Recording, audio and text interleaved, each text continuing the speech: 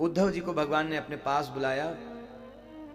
अपने हाथ में उद्धव जी का हाथ रख करके भगवान कहने लगे, नंद बाबा जी, यशोदा मैया, ब्रज के सब लोग और वो प्राण प्रेयसी गोपियां, उनको याद कर करके भगवान रोते हुए आंखों से अश्रुधार बहाते हुए कहने लगे, हे उद्धव जी, मैं मथुरा में आकर के रह जरूर रहा हूं, प्राण हमारा अभी भी ब्रज में ही है। क्यों? क्योंकि हमारे प्राण धन तो वो गोपियां ही हैं, जिन्होंने अपने परिजन पुरजन संबंधी लोक मर्यादा, शास्त्र मर्यादा आदि सब छोड़ करके हमसे प्रेम किया और अपना सर्वस्व हमारे लिए न्यौछावर कर दिया। किसी की चिंता नहीं, किसी की फिक्र नहीं की। उद्धव जी, हम चाहते हैं आप जाइए और ब्रज में जाकर के बाबा नंद जी को, मैया यशोदा को और हमारी प्रेयसी उन ग्वालिनियों को हमारा संदेश सुना दीजिए।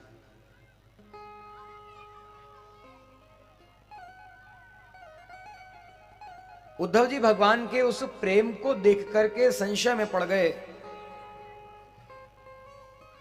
उद्धव जी थे तो बड़े ज्ञानी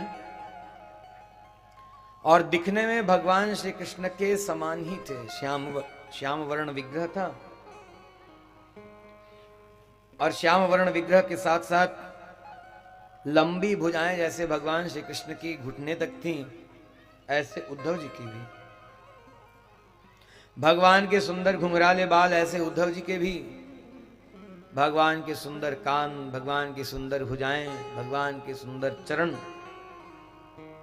संपूर्ण श्रीअंग जैसा है, ऐसे उद्धव जी का भी श्रीअंग बड़ा सुंदर भगवान के समान ही, और वैसे ही पीतांबर पहना करते। भगवान के समान ही शोभा है उद्धव जी की। बड़े ज्ञानी हैं, वेद वेदांत सकल शास्त्र सबका खूब अभ्यास किया है और शास्त्रों से अध्ययन करके, गुरुजनों से अध्ययन करके ईश्वर तत्व का ज्ञान प्राप्त किया है। और इसके साथ साथ जीवात्मा को भगवान किस तरह से मिलते, वह सब साधनों को भी खूब जाना है। लेकिन भगवान का प्रेम जो गोपियों के लिए है, उस गोपियों के प्रति प्रेम को देख करके उद्धव जी सोच रहे हैं, परब्रह्म परमात्मा पूर्ण काम परमेश्वर, जिनकी कोई इच्छा शेष नहीं, ऐसी कोई इच्छा नहीं जो इनके संकल्प मात्र से पूरी नहीं होती, ऐसे पूर्ण काम परमेश्वर भगवान किनके लिए अश्रुधार बहा रहे हैं। शास्त्र कहते हैं बड़े त्याग तपश्चर्या,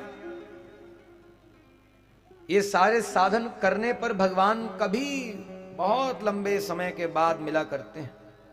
जिसकी तपस्या से, जिसके भजन से, जिसके योग याग आदि से प्रसन्न होते, उसको अपना दर्शन देते हैं। तो ये जिनके लिए अश्रु बहा रहे हैं, उनका प्रेम कैसा होगा?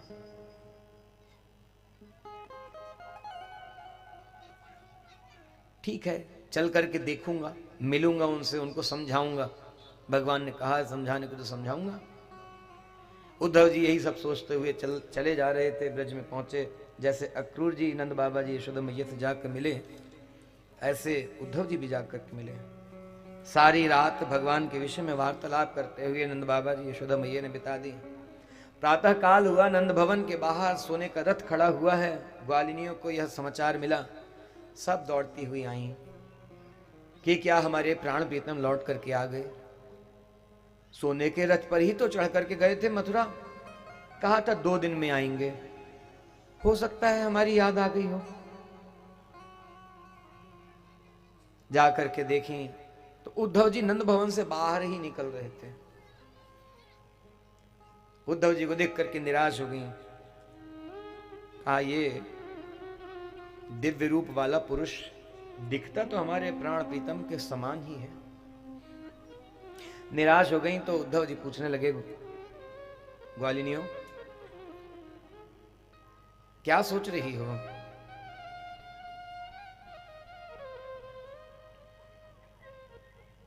भगवान कृष्ण ने जो वेदांत वेद्य हैं, वेद वेद्य हैं, शास्त्र जिनकी बड़ाई प्रशंसा करते करते ना इति ना इति ना इति, मतलब इतना ही नहीं, इतना ही नहीं, ऐसा कहते हैं, वो भगवान उन्होंने तुम्हारे लिए संदेश भेजा है।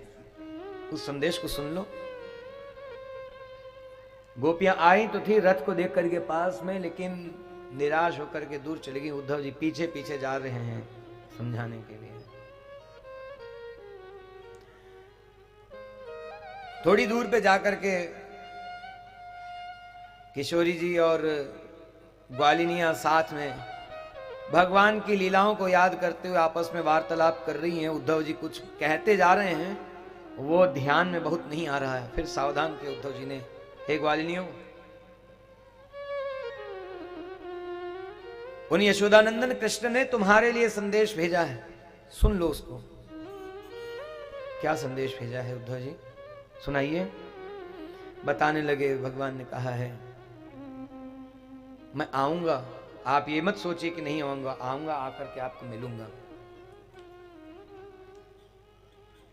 आपका प्रेम मेरे प्रति जो है, मैं जानता हूं आपके लिए मेरे बिना रहना बड़ा दुष्कर है, लेकिन क्या कहूं, मैं भी आपके बिना यहां नहीं रह पाता, कुछ भी अच्छा नहीं लगता आपके बिना, लेकिन किसी कारण से ही नहीं आ रहा हूं।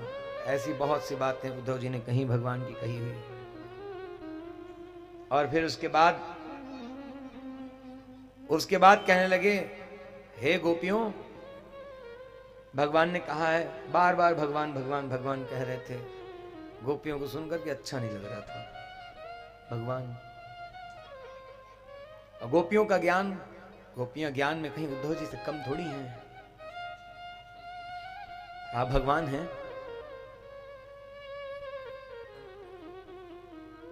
तो भगवान तो सर्वसमर्थ हैं। अभी आपने कहा कि उन्होंने कहा है किसी कारण से नहीं आ रहा हूं, ऐसा क्या कारण हो गया? ऐसी कौन सी बाधा आ गई जिसको वो सर्वसमर्थ आपके ईश्वर भगवान दूर नहीं कर सकते? कौन सी बाधा है, बताइए। उद्धव जी निरुत्तर हो गए, नहीं बोल पा रहे हैं। क्या उत्तर दें इस बात का, कौन सी बाधा?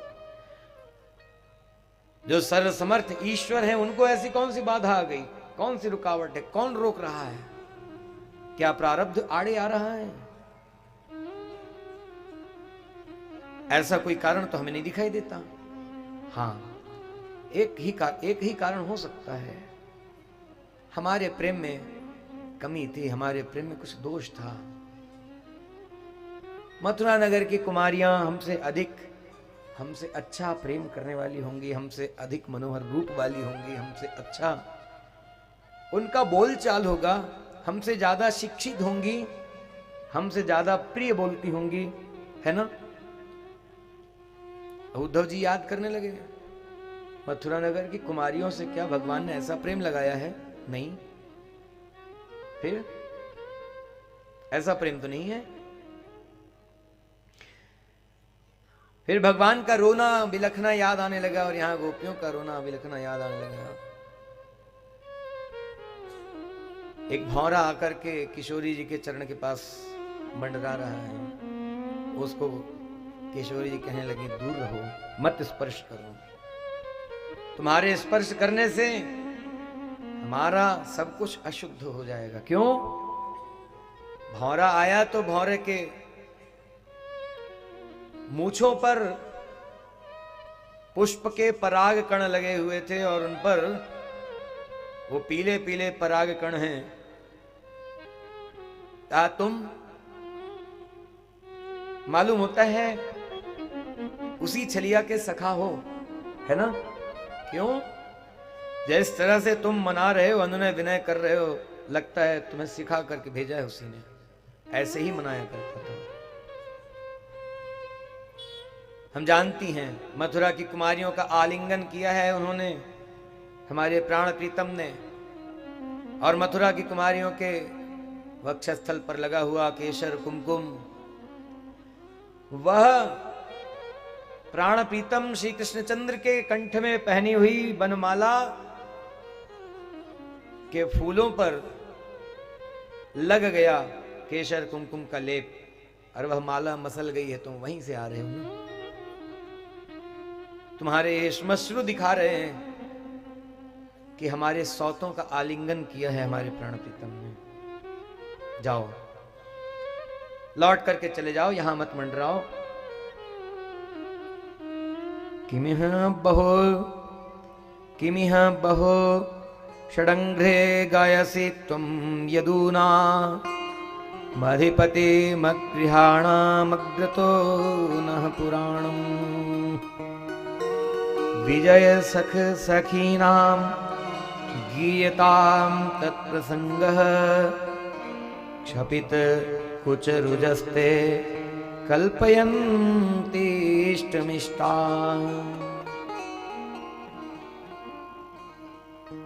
उनको आलिंगन करके उनके हृदय की पीड़ा श्री कृष्णचंद्र जी ने समाप्त कर दी है। जाओ, उन्हीं मथुरा की माननीय कुमारियों के पास जाओ, वो तुम्हारा अभीष्ट तुमको प्रदान कर देंगे। तुम यहां आकर के अनुनय विनय मत करो।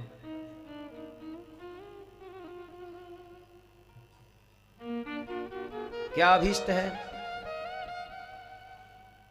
भगवान की प्रसन्नता होनी चाहिए, वह परम अभीष्ट पदार्थ है, वह तुमको मिल जाएगा। और जो तुम मांगोगे, तुम्हारा अभीष्ट जो है, जो तुम मांगोगे उसे तुमको देंगी। क्यों? क्योंकि वो हमारे प्राण प्रीतम कृष्ण को हमसे ले चुके हैं। उन्होंने श्री कृष्ण को प्राप्त कर लिया तो उनका तो सब मनोरथ पूर्ण हो चुका है। जिसके सारे मनोरथ, सारी इच्छाएं पूर्ण होती हैं, वही तो किसी मांगने वाले की अभीष्ट वस्तु को दे जाओ। ऐसा कह रहे उद्धव जी। यह सारी बातें सुन रहे हैं और उद्धव जी मन ही मन सोचने लगे कि यह प्रेम तो मुझे नहीं मिला जो प्रेम इनके अंदर है। बात तो ठीक ही है, यही सच्ची बात है। जो ज्ञान मैंने प्राप्त किया, उस ज्ञान का फल क्या है? उन उत्तम श्लोक भगवान श्री कृष्ण की प्राप्ति, यही ज्ञान का, यही कर्म का, यही भक्ति का, यही शरणागति का, सबका फल तो यही है। जो भगवान ही न मिले तो ये सारे साधन करने का क्या लाभ हुआ? कोई लाभ नहीं हुआ। क्यों नहीं हुआ ये लाभ? गोपियों के चरणों में पड़ गए। पहले तो समझा रहे थे, भगवान की बात को कह रहे थे। उस भौरे को विदा करने के बाद ग्वालिनियों ने कहा, उद्धव जी बड़ी कृपा की, आप संदेश लेकर के आए हमारे प्राण प्रीतम का हमारे लिए। अब हमारी एक प्रार्थना पूर्ण कर दी, हमारी प्रार्थना को मान लीजिए, हमारी इच्छा को पूर्ण कर दीजिए। क्या प्रार्थना है?